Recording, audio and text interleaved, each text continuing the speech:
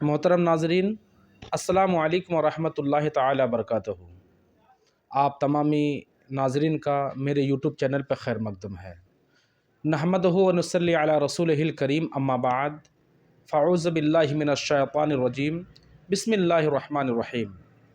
شہر رمضان الذی انزل فیہ القرآن ھدی للناس وبینۃ من الھدی والفرقان۔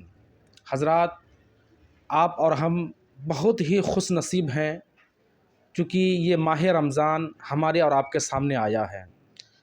پیارے رسول صلی اللہ تعالی علیہ وسلم کا حدیث مبارکہ ہے کہ ماہ رمضان کا بہت زیادہ سے زیادہ ماہ رمضان کا استقبال کیا کرو۔ حدیث کے مفہوم ہے کہ جس انسان کے سامنے ماہ رمضان آئے، ماہ صیام آئے، اور ماہ رمضان کے اگر وہ اچھی طریقے سے استقبال کرتے ہیں، اس کے احکام کو بجا لاتے ہیں، نماز و روزہ کے اہتمام کرتے ہیں، سحری افطار کا اہتمام کرتے ہیں، تو اللہ تبارک تعالیٰ اس کو تمام گناہ کبائر و صغائر سے معاف عطا فرما دیتا ہے، نجات کر دیتا ہے۔ سبحان اللہ۔ یہ ماہ رمضان ہمارے اور آپ کے سامنے آئے ہیں۔ ہمارے بہت ایسے بھائی ہیں جو معذور ہے، بیمار ہے، روزہ نہیں رکھ پا رہے ہیں، تو اللہ تبارک و تعالیٰ اس کے لیے کچھ چھوٹ بھی دیا۔ ایسا نہیں، ہمارا جو مذہب ہے، مذہب اسلام جو ہے، صرف مذہب اسلام صرف اس کا نام نہیں ہے کہ نہیں آپ کو اللہ نے آپ کے اوپر رمضان فرض کیا ہے تو آپ کو رہنا ہی ہے۔ اگر آپ کی طبیعت علیل چل رہی ہے تو آپ روزہ کو چھوڑ بھی سکتے ہیں، لیکن روزہ چھوڑنے کا مطلب یہ نہیں ہے کہ آپ بازار میں سب کے سامنے کھائیں، آپ لوگوں کے سامنے کھائیں، روزے داروں کے سامنے کھائیں، بلکہ روزے داروں کے سامنے آپ کو ایسے پیش آنا ہے جیسے کہ آپ روزے سے ہیں۔ یہ روزے کا اہتمام ہوتا ہے۔ ناظرین، ہمارے ساتھ ہمارے ایک بھائی، اسلامی بھائی ہیں اور عالمت کا کورس بھی کر رہے ہیں، تو اسی رمضان کے سلسلے میں آپ سے چند دینی گفتگو کریں گے۔ انشاءاللہ آپ بھی اس کو بغور سماعت فرمائیں، انشاءاللہ آپ کے ایمان میں تازگی پیدا ہوگی، اور انشاءاللہ العزیز رمضان کی جتنی بھی آپ کو باتیں بتائیں گے، اگر آپ نے ان باتوں پر عمل کر لیا تو انشاءاللہ دنیا میں بھی کامیابی ملے گی، مرنے کے بعد قبر میں بھی کامیابی ملے گی، اور انشاءاللہ حشر کے میدان میں بیڑا پار ہوگا۔ تو آئیے میں آپ کی تعارف کرواتا ہوں۔ السلام علیکم۔ وعلیکم السلام ورحمۃ اللہ وبرکاتہ۔ کیا نام ہے آپ کا؟ میرا نام غلام مصطفیٰ برکاتی ہے۔ ماشاء اللہ۔ تو برکاتی صاحب، یہ جو ماہ رمضان چل رہا ہے، اس ماہ رمضان میں بہت سے لوگ روزہ رکھتے ہیں، بہت سے لوگ نماز پڑھتے ہیں، جبکہ رمضان کا مہینہ ہر گھڑی جو ہے یہ رحمتوں سے بھرپور ہے۔ جیسا کہ حضرت ابن عباس رضی اللہ تعالی عنہ سے حدیث مبارکہ ہے، فرماتے ہیں کہ نبی پاک صلی اللہ تعالی علیہ وسلم کا ارشاد مشکبار ہے کہ جب افطار کا وقت آتا ہے، افطار کا وقت، لوگ افطاری لے کر کے بیٹھے ہوئے ہیں، اور جب انسان افطاری کے ٹائم اپنے ہاتھوں کو دراز کر کے اللہ رب العزت کی بارگاہ میں دعا کرتے ہیں تو ان کی دعاؤں کو رد نہیں کیا جاتا ہے۔ اور حضرت ابن عباس ہی سے مروی ہے کہ فرمایا نبی پاک صلی اللہ تعالی علیہ وسلم جب افطاری کے ٹائم لوگ اللہ کی بارگاہ میں دعا کرتے ہیں تو عرش اٹھانے والے جو فرشتے ہیں اس کی دعا پہ وہ آمین کہتے ہیں۔ سبحان اللہ۔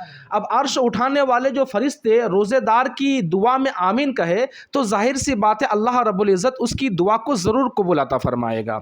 اور حدیث مبارکہ میں یہ بھی ہے کہ جب افطار کا وقت آتا ہے تو اللہ تبارک و تعالیٰ 70,000 ایسے انسان جس کے اوپر جہنم واجب ہو چکی ہے، اللہ تبارک تعالیٰ ایسے انسانوں کو جہنم سے آزاد عطا فرما دیتا ہے۔ سبحان اللہ، سبحان اللہ۔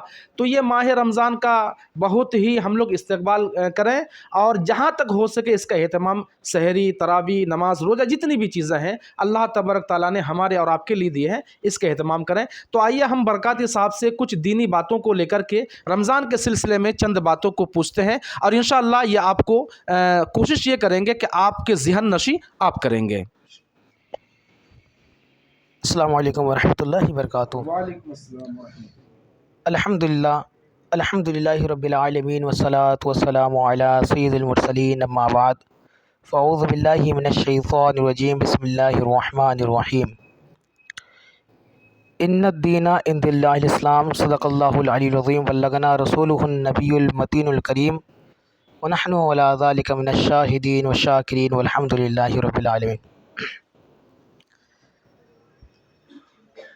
اللہ تبارک و تعالیٰ قرآن مجید میں ارشاد فرماتا ہے، ان الدین عند اللہ الاسلام، اسلام ہی اللہ تعالیٰ کے نزدیک پسندیدہ مذہب ہے۔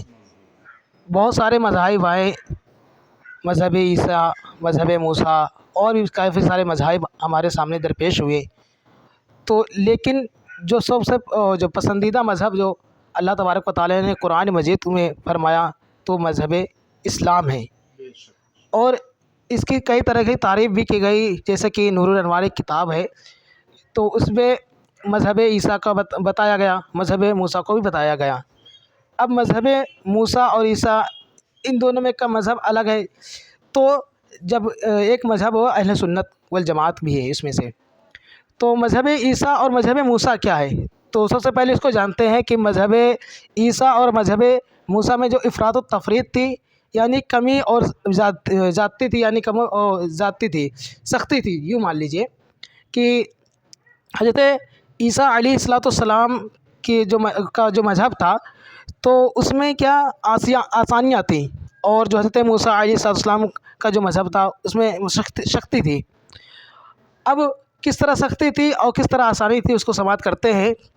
تو حضرت موسیٰ علیہ السلام کا جو مذہب تھا، جب ان کی قوم یا ناپاک ہو جاتی تھی یا کپڑے میں نجاست کہیں بھی لگ جاتی تھی تو اس جگہ کو کاٹ دیا جاتا تھا، چاہے وہ گوشت ہو چاہے کپڑا ہو۔ تو اس طرح ان کے مذاہب میں سختیاں رہتی تھی، مشکلیں رہتی تھی، آزمائش رہتی تھی، اور اسی طرح اس میں سختی یہ بھی تھی کہ حائضہ عورت کے ساتھ حائضہ عورت کے ساتھ رہ نہیں سکتے، تو یہ بھی سختی تھی، اور بھی کافی سارے اس میں تھے۔ تو اسی طرح حضرت عیسیٰ علیہ السلام کا جو مذہب تھا تو اس میں یوں تھا کہ اس میں آسانیاں تھیں، جیسے کہ کہیں بھی نجاست لگ گئی تو جب نجاست لگ جاتی تھی تو اس کو پاک مانا کرتے تھے۔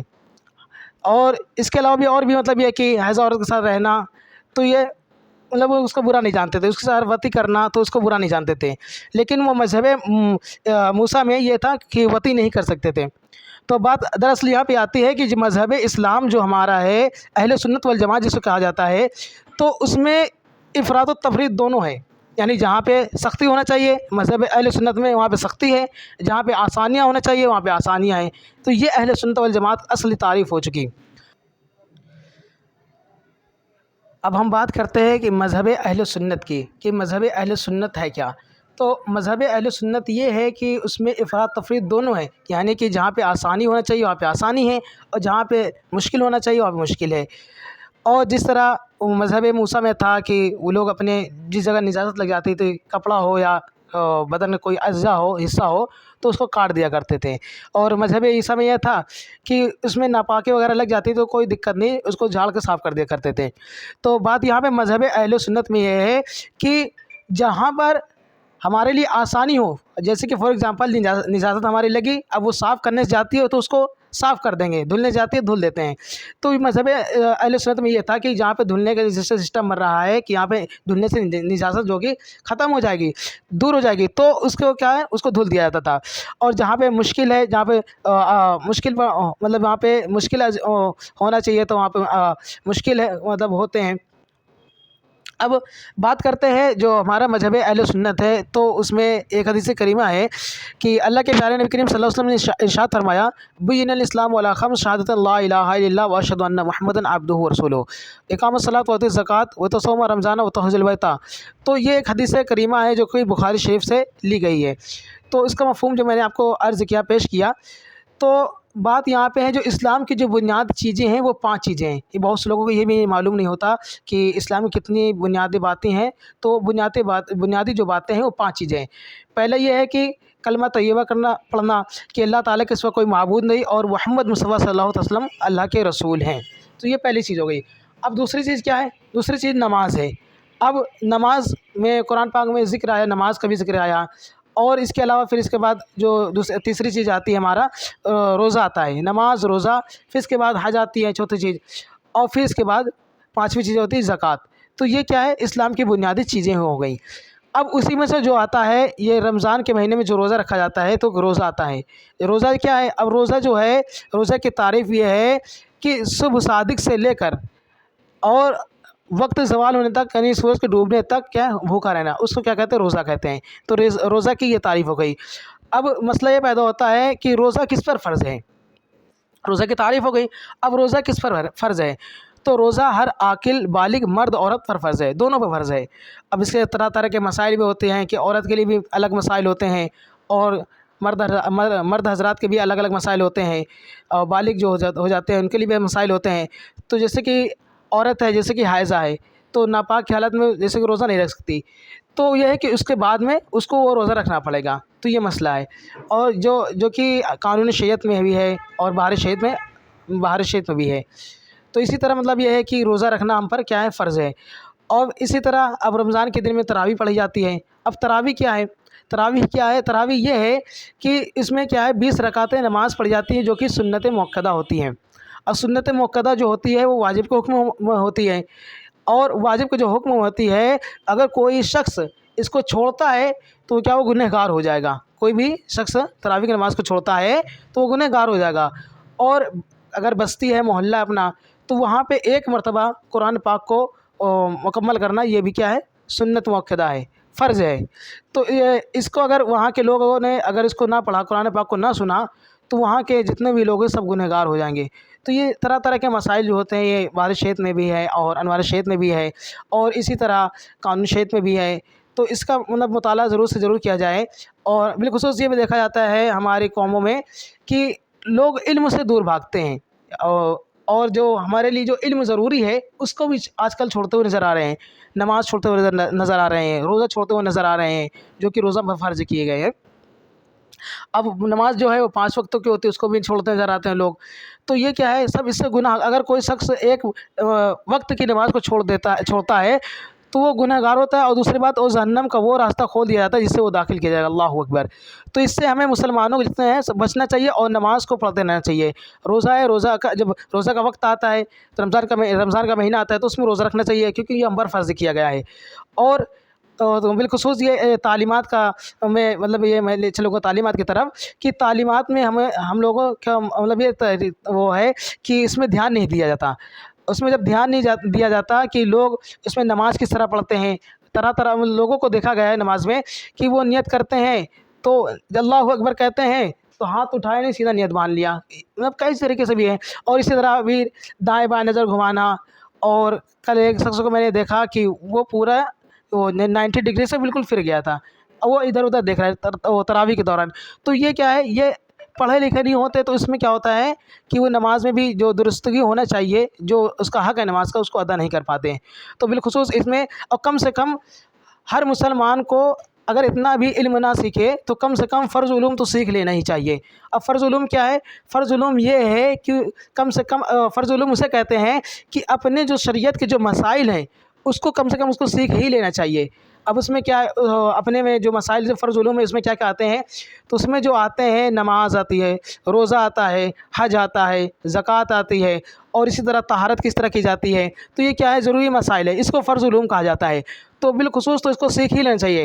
اور اس میں بھی فرض علوم میں یہ بھی آتا ہے حرام اور حلال کی تمیز کرنا کہ کون سا مال حرام ہے کون سا مال حلال ہے، کیونکہ یہ سب کے بارے میں ہمیں سوال کیا جائے گا، اور جب اس کے بارے میں ہمیں سوال کیا جائے گا تو ہم کیا جواب دیں گے اس کا۔ اور جب بہت سے لوگوں سے میں نے ملاقات بھی کی کہ بھائی نصیحت بھی کی، بتایا بھی کہ بھائی آپ پر نماز فرض ہے، آپ نماز پڑھا کریں، روزہ کریں کہ تو کبھی کبھی جیسے کہ بس اوقات ہم نے یہ بھی دیکھا ہے کہ کسی عالم سے یا کوئی بھی ہو حافظ وغیرہ سے اگر نماز چھوٹ گئی تو لوگ کہتے ہیں حافظ صاحب اگر تم نماز چھوڑو گے تو پھر کیا ہے۔ تو ایسے نہیں کہنا چاہیے، بلکہ اپنے آپ کو پابند رہنا چاہیے اور نماز کی پابندی کرتا رہنا چاہیے۔ اور اگر جب ان سے کچھ کہا جاتا ہے کچھ مسائل کے بارے میں تو اپنے آپ کو کہتے ہیں ہم تو جاہل آدمی ہیں اور ہم جاہل آدمی پڑھے لکھے نہیں ہیں۔ یہ بھائی اسے تو غلط بات ہے، کیونکہ جاہل آدمی آپ کیوں جاہل بنے، یہ آپ کی کمی ہے، یہ ہم لوگوں کی کمی نہیں ہے۔ تو ہم جاہل آدمی اپنے آپ کو نہیں کہنا چاہیے بلکہ اس کا سیکھنا چاہیے، کیونکہ آقا صلی اللہ علیہ وسلم نے فرمایا کہ علم دین کا حاصل کرنا مرد عورت پر فرض ہے، چاہے ہے کہ اگر سے تمہیں ملک چین جانا پڑے۔ تو یہ کیا ہے، اس میں علم دین ہمیں کیا سیکھنا ہی ہوگا، یہ کیا ہم پر فرض کیا گیا ہے۔ اور اپنے آپ کو جاہل کر کے بری ذمہ نہیں ہونا کہ لوگ کہہ دیتے ہیں ارے ہم تو جاہل آدمی۔ بھائی جاہل آدمی کس نے کہا تھا؟ آپ کے والدین نے پڑھایا، آپ کے والدین نے پڑھایا ہی ہوگا، تو آپ نے خود ہی نہیں پڑھا نا۔ تو یہ آپ کی کمی ہے نہ ہماری کمی ہے، آپ کا جاہل بننا آپ کی ذمہ داری ہے، آپ اسی کے حقدار ہیں کہ آپ جاہل کیوں بنے۔ تو یہ ایسا نہیں کہنا چاہیے کسی کو. اگر کوئی بتاتا ہے تو اس پر عمل کرنا چاہیے. نماز روزے کی پابندی کرے. اور یہ رمضان کا مہینہ، رمضان شریف کا مہینہ چل رہا ہے، اس میں روزے کی پابندی کریں. تراویح چل رہی ہے، اس میں تراویح پڑھ دیں. السلام علیکم ورحمۃ اللہ وبرکاتہ. ماشاء اللہ ماشاء اللہ، بہت بہترین آپ نے خطاب کیا، بہت اچھا بیان کیا. اور سامعین، اگر آپ لوگ کو اچھا لگے تو آپ اس ویڈیو کو زیادہ سے زیادہ سبسکرائب کریے گا، لائک کریے گا. تو انشاءاللہ العزیز پھر ملتے ہیں ایک نئے ویڈیو کے ساتھ. جب تک کہ اللہ رب العزت آپ کو اور ہمیں تمام ارحام مسلمین کو سنتوں پر چلنے، سنتوں پر عمل کرنے، سنتوں کو عام کرنے کی توفیق اور رفیق عطا فرمائے. السلام علیکم ورحمۃ اللہ وبرکاتہ.